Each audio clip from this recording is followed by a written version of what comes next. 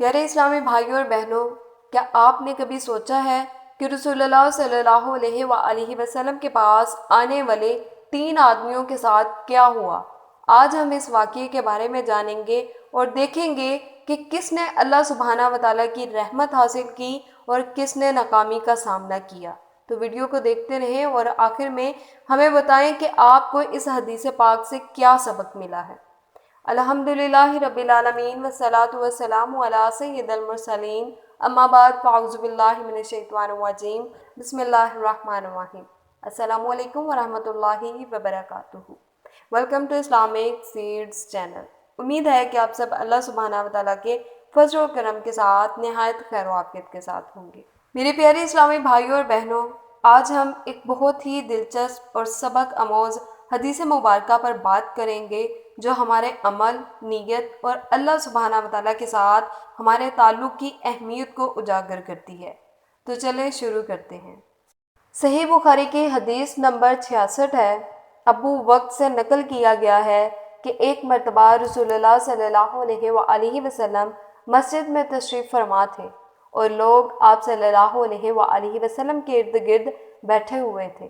اسی دوران 3 آدمی وہاں آئے، ان میں سے 2 رسول اللہ صلی اللہ علیہ وآلہ وسلم کے سامنے پہنچ گئے اور ایک واپس چلا گیا۔ پھر وہ دونوں رسول اللہ صلی اللہ علیہ وآلہ وسلم کے سامنے کھڑے ہو گئے۔ ان میں سے ایک نے جب مجلس میں کچھ جگہ دیکھی تو وہاں بیٹھ گیا اور دوسرا اہل مجلس کے پیچھے بیٹھ گیا، جبکہ تیسرا آدمی واپس چلا گیا۔ جب رسول اللہ صلی اللہ علیہ وآلہ وسلم اپنی گفتگو سے فارغ ہوئے تو صحابہ رضی اللہ تعالیٰ عنہم سے فرمایا کہ کیا میں تمہیں ان 3 آدمیوں کے بارے میں نہ بتاؤں؟ تو سنو، ان میں سے ایک نے اللہ سے پناہ طلب کی، اللہ سبحانہ وتعالیٰ نے اسے پناہ دی۔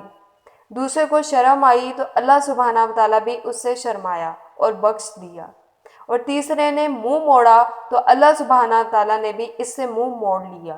پیارے اسلامی بھائیوں اور بہنوں، یہ حدیث پاک ہمیں سکھاتی ہے کہ اللہ سبحانہ وتعالیٰ کی رحمت اور پناہ طلب کرنے والے ہمیشہ اللہ کی مدد حاصل کرتے ہیں۔ جو شخص اللہ کے سامنے عاجزی اور شرم محسوس کرتا ہے، اللہ سبحانہ وتعالیٰ بھی اس سے خوش ہوتا ہے اور اسے بخش دیتا ہے، جبکہ جو شخص اللہ سبحانہ وتعالیٰ کے حکموں کو نظر انداز کرتا ہے، اس کے ساتھ اللہ بھی اسی طرح کا برتاؤ کرتا ہے۔ میرے اسلامی بھائیوں اور بہنوں، آپ کے خیال میں اس حدیث پاک سے ہمیں کیا سبق ملتا ہے؟ کیا آپ نے کبھی اپنے عمل اور نیت کے بارے میں سوچا ہے؟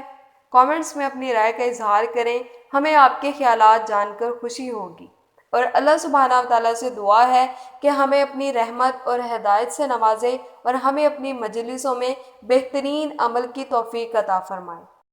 پیارے اسلامی بھائیوں اور بہنوں، ویڈیو کو دیکھنے کا شکریہ، اور اگر ویڈیو پسند آئی ہے تو اسے لائک اور دوسروں کے ساتھ اسے ضرور شیئر کر دیجیے گا، کیونکہ ہمارے پیارے نبی حضرت محمد صلی اللہ علیہ وآلہ وسلم نے فرمایا، میری بات کو سنو اور اسے دوسروں تک پہنچاؤ، کیونکہ بہت سے لوگ جن تک تم پہنچاؤ گے وہ تم سے زیادہ علم رکھنے والے ہوں گے۔